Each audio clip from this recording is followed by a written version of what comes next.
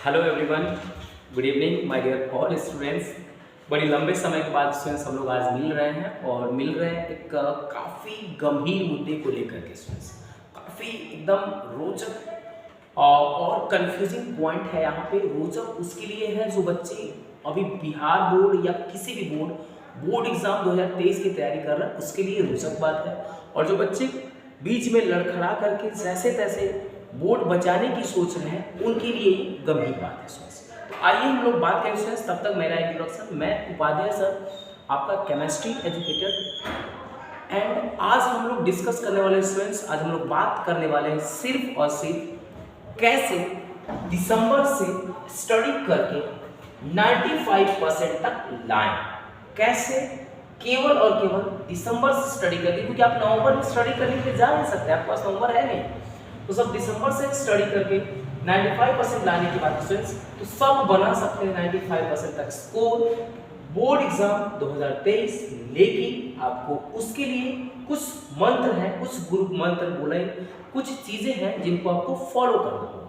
तो आइए पहले तो सबसे पहले हम लोग लास्ट तक देखेंगे और जहाँ जो चीजें होंगी उसको आप समझने का कोशिश करेंगे। जहाँ प्रॉब्लम होगी आप कमेंट करेंगे, कमेंट बॉक्स में आपको मैं अपना नंबर दे दूंगा और आप वहां से मेरे से डिस्कस कर सकते हैं।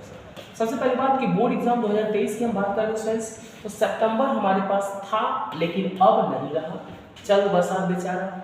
अक्टूबर की हम बात करें, अक्टूबर भी था, बड़ी अच्छा मौका था अक्टूबर में, लेकिन वो भी अब नहीं रहा। वो नवंबर है, नवंबर भी अब नहीं रहा।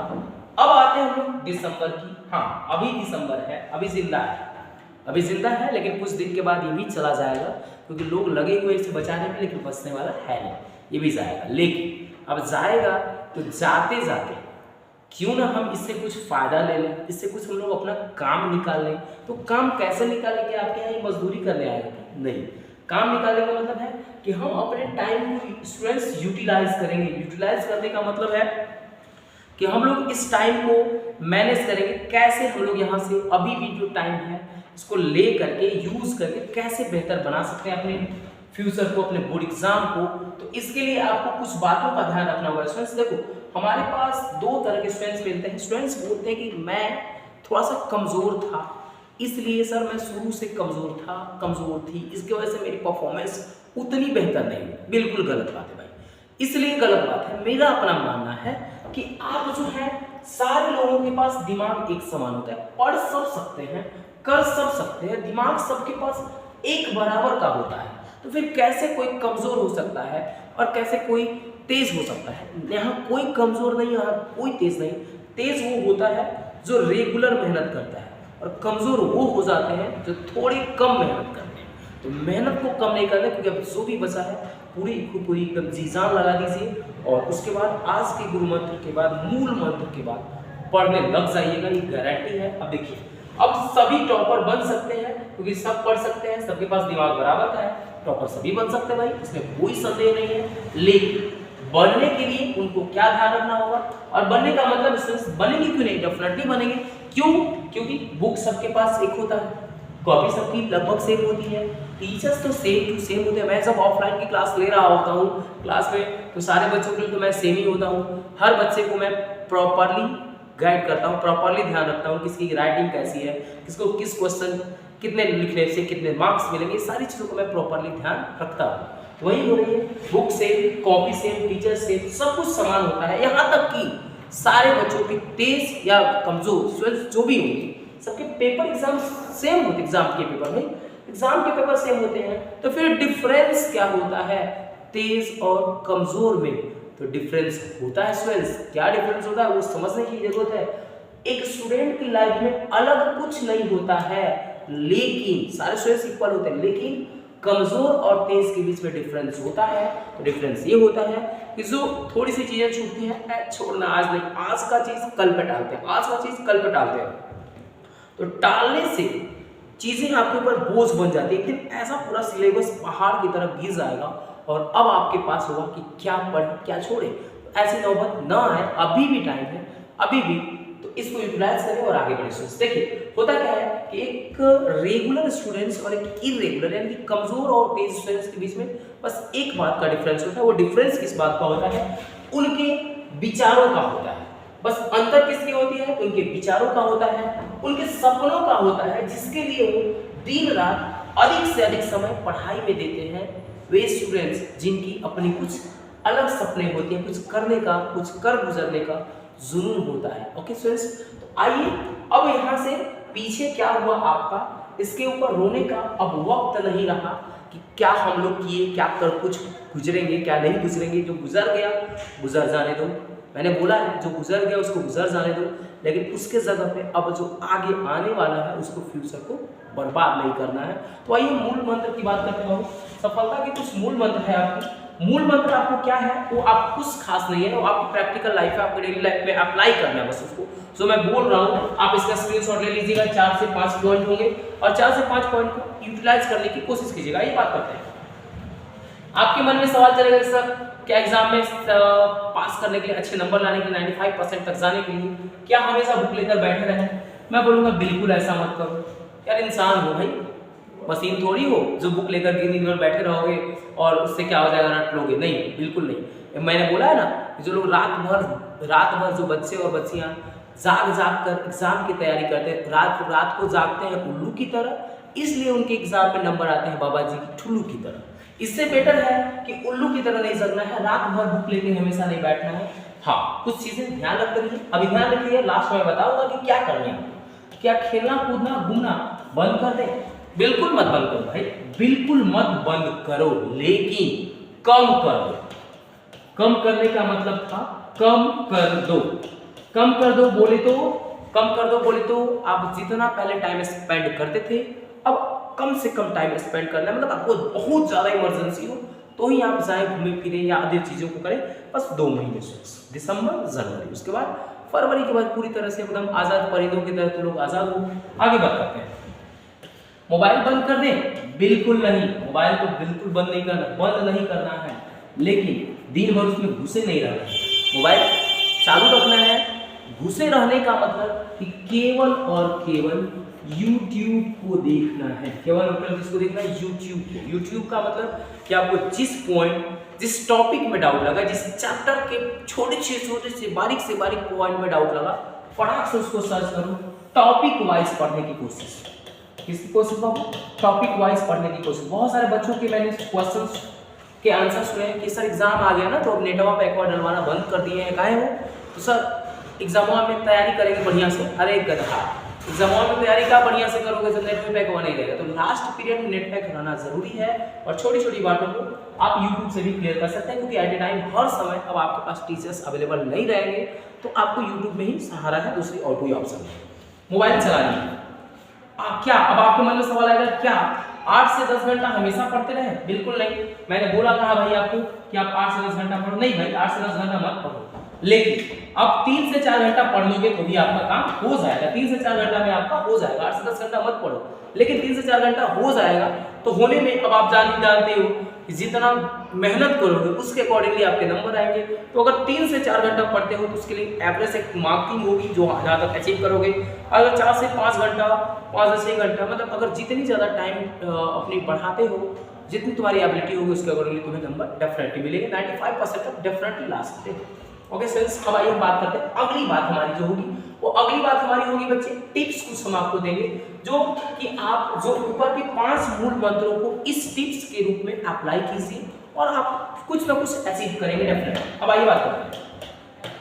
हमारे पास होगा कि अब सबसे पहली टिप्स आपकी क्या है कि आप अपने सिलेबस को जान लीजिए। जो बच्चे अपने सिलेबस को पहले से जान रहे हैं अच्छी बात है, और जो बच्चे अपने सिलेबस को पहले से नहीं जान रहे हैं बहुत अच्छी बात है, क्योंकि अब उनको सिलेबस जानने का मौका मिल रहा है। ऐसा मैं बोल रहा हूँ कि सबसे पहले आप क्या करें, अपने सिलेबस को अच्छी तरह जान लें। और सिलेबस को जानने का मतलब physics, chemistry, math, biology, English, जो भी आपके सब्जेक्ट है।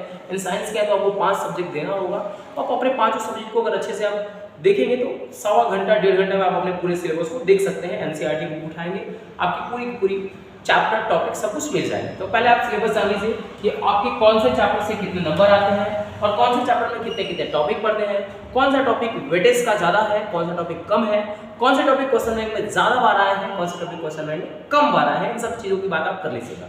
दूसरी बात कि जो बच्चे मेरे ऑफलाइन की क्लास में मेरे यहाँ पढ़ते हैं, मैंने उन बच्चों को हर चैप्टर से जो मैंने आपको सॉल्यूशन का जो मैंने असाइनमेंट दिया था, जो सब्जेक्टिव गेस्ट क्वेश्चन दिया था बच्चों को, उस सॉल्यूशन के सबसे पीछे वाले पेज पे सब्जेक्टिव वाले पे मैंने एकदम क्लियर शब्दों में डिफाइन करके रखा है कि सॉल्यूशन जो चैप्टर है, जो सॉलिड स्टेट है, जो इलेक्ट्रोकेमिस्ट्री है, हर एक चैप्टर से कौन सा टॉपिक बेहद काफी इंपॉर्टेंट टॉपिक है, इन सारे टॉपिकों के ऊपर मैंने चर्चा किया है और वहां मैंने जिक्र करके लिखा हुआ है कि इस टॉपिक को डेफिनेटली देख लेना। तो आप देखो जरूर, जो बच्चे हैं, जो बच्चे नहीं हैं, उनको मैं टेलीग्राम ग्रुप में भी शेयर कर दूंगा वो चीजें पीडीएफ फॉर्मेट के रूप में, आप वहां से देख सकते हैं बच्चे। अब आइए बात हम करेंगे कि हर विषय में कितने चैप्टर है, तो मैंने बोल दिया कि आपको जान लेने हैं अपने बुक से। अगली बात है कि कौन सा चैप्टर कितने मार्क्स का है, मैंने ये भी बोला है, और उसमें से क्या क्या आना है ये भी आपको ध्यान रखना है। अगला जो बच्चा है कि अब अपने वीक एंड स्ट्रॉन्ग सब्जेक्ट का पता लगाओ। अगर ऊपर की 3 बातों 4 बातों का आप ध्यान रखते हो कि सबसे पहले अपने सिलेबस को जानो, दूसरी बात है कि अपने सिलेबस में सबसे पहले ये जानो कि फिजिक्स में कितने चैप्टर पढ़ने हैं, केमिस्ट्री में कितने पढ़ने हैं, फिर कहाँ कितने चैप्टर पढ़ने हैं, तो कौन से टॉपिक्स इंपॉर्टेंट हैं, कौन से टॉपिक से क्वेश्चन आते हैं, इन सारी चीज़ों को करने के बाद आप उसके बाद सबसे अंतिम बात होगी आपकी कि आप ये जानने की कोशिश करो कि आपका जो पीसीएम या पीसीबी है या उसके साथ इंग्लिश हिंदी भी है, तो उनमें कौन सा सब्जेक्ट जो है आपका वीक है और कौन सा स्ट्रॉन्ग है। जाहिर सी बात है कि मैं इसलिए बोल रहा हूँ क्योंकि जो वीक है उसे टाइम देने की जरूरत है और जो स्ट्रॉन्ग है उसे मेंटेन करके चलने की जरूरत है।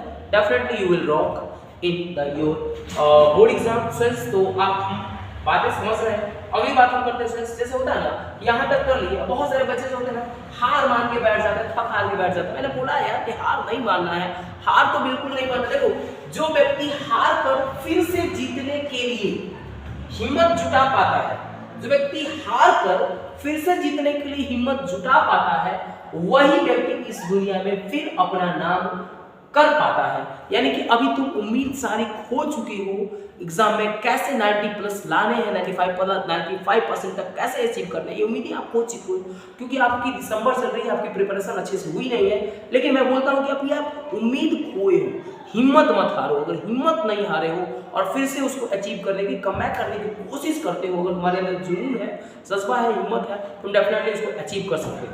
स्टूडेंट्स, आगे बात करते हैं। अब हम यहाँ से अपनी स्टार्ट करने वाले हैं। Now start your work from here. यहाँ से आप अपना वर्क स्टार्ट करो। अब वर्क आपकी क्या होगी, तो सबसे पहले आप करो कि अपने घर में जहाँ आपकी स्टडी रूम होगी, आपकी जो स्टडी रूम है, स्टडी रूम, आप अपने स्टडी रूम में जाओ और स्टडी रूम में जाकर के सबसे पहले एक सादा पेज लो। सादा पेज लेकर उस पर एक टारगेट सेट करो, सेट योर गोल। अपने एक गोल सेट करो कि हमें 70% के लिए पढ़ना है। 70 के बाद कुछ बच्चे 80 का भी गोल सेट करें, कुछ बच्चे 95 का गोल सेट करें। मींस आपको ऐसे अपने गोल सेट करने हैं अपनी एबिलिटी के अकॉर्डिंग। अगर आप रेगुलर स्टूडेंट्स हैं, रेगुलर स्टूडेंट्स का मतलब है कि आप डे बाय डे क्लासेस कर रहे हैं, डे बाय डे आपकी सारी सिलेबस लगभग ऑलमोस्ट डन है, देन आप 95-80 तक का भी टारगेट सेट कर सकते हैं। क्योंकि आपको अगर अपने अंदर कॉन्फिडेंस है तो आप डायरेक्टली यहाँ सेट कीजिए। जिन बच्चों को कॉन्फिडेंस नहीं है वो पहले शुरुआत में 70 सेट करें। अगर आपको लगेगा कि 4-5 दिन 6 दिन पढ़ने के बाद आपकी जो चीज़ें हैं थोड़ी सी बेहतर हो रही हैं, आप 70 से उसको 80 में ट्रांसफॉर्म करो, फिर और मेहनत करो। मतलब यहाँ 70 करने का मतलब है कि 3 to 4 आवर्स स्टडी करो day by day, daily minimum. अब देखो यहाँ पे 5 to 6 आवर्स स्टडी करो। सिंस 95+ तक पहुँचने के लिए आपको मिनिमम 7 to 10 आवर्स स्टडी करना होगा। सेल्फ स्टडी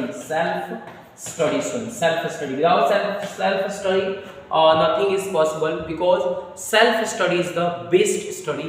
यानी कि जो सेल्फ स्टडी होती है वो सबसे अच्छी स्टडी मानी जाती है। तो आइए बात करते हैं अगली बात। ये तो हो गया, आप चूज कर लिए। अब अगला हम लोग बोलेंगे कि choose best time table to study. मतलब आप जब घर में होते हैं तो उसमें से कौन सा टाइम आपके लिए सबसे बेहतर है, आपके लिए अनुकूल है, उस टाइम का आप चुनाव करें, चयन करें कि हम इस टाइम से, मतलब 10 से 12, 10 से 2, 10 से 4, ऐसे हम ये टाइमिंग में परफेक्टली पढ़ सकते हैं। यहाँ कोई डिस्टर्बेंस नहीं होगी आपको। लेकिन ध्यान रखना कि आप जो भी चूज करोगे उस टाइम में ऑल सब्जेक्ट के लिए चूज करना, उस टाइम में आपको फॉलो करना होगा उसको। भाई जब तक फॉलो नहीं करोगे, मैंने पहले ही बोला है कि फॉलो करोगे तो 95% तक जाओगे, फॉलो नहीं करोगे तो फिर उसकी मैं गारंटी नहीं लेता। ओके, तो आपको फॉलो करनी पड़ेगी, रूटीन को फॉलो करनी पड़ेगी। फॉलो करने का मतलब है कि अब ऐसा नहीं, ऐसा माने बहुत सारे बच्चों ने लगा दिया कि भाई चलो ना हम जो है रात को केमिस्ट्री जो है 10 से 12 केमिस्ट्री पढ़ लेंगे, 10 से 12 रात में केमिस्ट्री पढ़ लेंगे। बच्चों के मन में आया कि चलो हमने अपना टाइम टेबल सेट किया 10 से 12 2 घंटे रात में केमिस्ट्री पढ़ लेंगे। क्या पता रात को 10 से 12 सो गए, फायदा क्या हुआ भाई, केमिस्ट्री का टाइम टेबल सेट करने का। अब बच्चों आपके मन में अगर आया मान लीजिए कि चलो ना 4 से 6 सुबह भोर में जब करके हमारा फिजिक्स का टाइम होगा, क्या पता फिजिक्स के टाइम पे सोए रह गए, तो ऐसी कोई टाइम टेबल चूज नहीं करनी है जो कि आप कर ना पाओ, जो उसको आप फॉलो ना कर पाओ। तो आपको वही टाइम चूज करना है जिसे आप फॉलो करो। तो फॉलो करने का मतलब है कि अगर आपने केमिस्ट्री का लिया है कि 10 से 12 मुझे पढ़ना है तो 100% आपको पढ़ना है, शायद ही कभी ये मिस करे। मींस आपका जो मंथ है, अगर मान ली मंथ में अगर आपको टोटल 30 डेज भी आते हैं, इसमें से आपको 28 डेज ये मिस नहीं होना चाहिए। Without missing your self study आपको करना होगा। Same as it is physics में, एज इट इज आपकी सारी सब्जेक्ट में ऐसे ही आप करेंगे स्टूडेंट्स। उसके बाद हम लोग बात करेंगे कौन कौन सी हमारी कुछ पॉइंट होंगे स्टडी रिलेटेड, जिनको कि हम लोग अपने इस लास्ट मींस लास्ट का मतलब एग्जाम की काफी नजदीक क्लोजेस्ट पहुंचने के बाद कौन कौन सी वो हमारे पास पॉइंट होगी, कौन कौन सी वो बातें होंगी जिसको हम लोग अप्लाई करेंगे तो बेहतर कर पाएंगे स्टूडेंट्स। तो सबसे पहले डेली का टारगेट सेट करना होगा। डेली का टारगेट सेट करने का मतलब है कि आपने अगर जनरली PCB ले रखा है, मतलब फिजिक्स केमिस्ट्री बायोलॉजी, या आपके पास PCM है फिजिक्स केमिस्ट्री और मैथ, तो आपको डे बाय डे का मतलब आपको ये टारगेट रखना है कि अभी हमारे पास टोटल अगर इस महीना में 30 डेज हैं, 30 डेज है अगर, तो या फिर मान लीजिए कि आज हमारा 6 दिसंबर है, तो 6 दिसंबर के बाद कल आपका 7 दिसंबर आएगा। 7 दिसंबर को आपकी ये फिक्स प्लानिंग होगी कि मुझे एक चैप्टर फिजिक्स कंप्लीट कर लेना है, रिवीजन फिनिश कर लेना है, एक चैप्टर केमिस्ट्री कर लेना है, एक चैप्टर बायोलॉजी कर लेना है, वैसे तरह से मैथ भी वैसे ही कर लेना है। तो ये आपके डे बाय डे डेली की एक फिक्स टारगेट होनी पड़ेगी। विदाउट टारगेट आप कुछ अचीव नहीं कर पाएंगे बच्चे। तो सबसे पहले आपका डेली का टारगेट होना चाहिए कि मुझे ये आज कर लेना है, तो कर लेना है, चाहे कुछ भी हो जाए उसके लिए। जब तक ये करेंगे नहीं तब तक कुछ आगे नहीं सोचेंगे, खाएंगे नहीं, सोएंगे नहीं, ये सारी चीजों का आपको ध्यान रखना। आगे बढ़ते, सिर्फ बुक या नोट्स नहीं पढ़ना है। मतलब ये हुआ कि सिर्फ और सिर्फ बुक और नोट्स नहीं पढ़ने हैं। क्यों सिर्फ बुक और नोट्स नहीं पढ़ने हैं? क्योंकि बुक और नोट्स पढ़ने से आपको लिमिटेड क्वेश्चन मिलते हैं, लिमिटेड थ्योरीज मिलती हैं जिनके आंसर्स आप एग्जाम में जाओ, क्या पता जो चीजें आप पढ़ के जाओ एग्जाम में ना आए। इसलिए आपको केवल और केवल बुक और नोट्स नहीं पढ़ने हैं। इनके अलावा बल्कि कुछ समय से जो मार्केट में क्वेश्चन बैंक अवेलेबल है, प्रैक्टिस पेपर अवेलेबल है, इनको भी पढ़ना है, ताकि प्रैक्टिस पेपर और क्वेश्चन बैंक को पढ़ने से चीजें आपको क्लियर ज्यादा होती हैं। एग्जाम में क्वेश्चन किस टाइप के पूछे जाते हैं, एग्जाम में क्वेश्चन के क्या पैटर्न होते हैं, कौन कौन से क्वेश्चन नए आए हैं और कौन कौन से क्वेश्चन रिपीटेड है, इन सारी चीजों की आपको जानकारी मिलती है यहाँ क्वेश्चन बैंक से। तो ये ध्यान रखेंगे बच्चे। उसके बाद में जो फोर्थ इंपॉर्टेंट पॉइंट्स है जो आपके स्टडी के लिए इस लास्ट डेज में, वो ध्यान रखनी है आपको कि आपको NCERT plus 5 year, minimum 5 year, मैं बोल रहा हूँ मिनिमम 5 ईयर बैक से अब तक जितने भी क्वेश्चन आए हुए हैं बोर्ड एग्जाम में उनको आप प्रैक्टिस करें मिनिमम 5 ईयर। अगर आपका मन करे तो आप 2010 से 2022 तक बना लो, 2008 से 2022 तक बना लो, 10 साल 20 साल जितने भी साल की आप क्वेश्चन बैंक अगर क्वेश्चन दी हुई हैं, तो पैटर्न थोड़ी बहुत डिफरेंस होता है। मान लीजिए हर 2-3 सालों में पैटर्न थोड़ी बहुत एग्जाम पैटर्न बदलती है, एग्जाम पैटर्न बदलती है, सिलेबस थोड़ी बदलता है, क्वेश्चन थोड़ी बदलते हैं, क्वेश्चन सेम टाइप के ही होते हैं। इन बातों का ध्यान रखना होगा आपको लास्ट के दिनों में, यानी कि अंतिम दिनों में स्टूडेंट्स ध्यान रखना होगा। और यहाँ के बाद हम लोग बात करेंगे स्टूडेंट्स, बहुत सारी बातें हमने किया और आपका ज़्यादा टाइम नहीं लेंगे हमने बोला है कि अंत भला तो सब भला, यानी कि अंत में जिसका भला हो जाए उसका सबसे बड़ा भला होता है। और ये तभी पॉसिबल है जब आप मेहनत करेंगे स्टूडेंट्स लास्ट दिनों तक। तो ये आई होप मेरी बातों को आप लोग अच्छे से समझे होंगे। जिन बच्चों को अगर ये चीज़ें समझ में नहीं आई होगी तो वो आराम से आप कमेंट करके मुझे बात करेंगे। आप मेरे नंबर पे कॉल कर सकते हैं, मेरे साथ 10 मिनट 5 मिनट डिस्कशन कर सकते हैं, ताकि मैं चीज़ें आपको क्लियर करा दूँ। उसके बाद फिर आपको आगे पढ़ेंगे स्टूडेंट्स। अगर आपको आज की हमारी ये छोटी सी प्रयास अगर अच्छी लगती है, आपको कैसा लगा प्रयास, सबसे पहले तो आपको कमेंट करके बतानी है। और दूसरी बात, अगर प्रयास अच्छी लगती है और आपको लगता है कि इसे और भी हमारे लोगों को फायदा होने वाला है, तो आप उसको अपने दोस्तों तक शेयर कर सकते हैं। Thank you very much, thank you very much.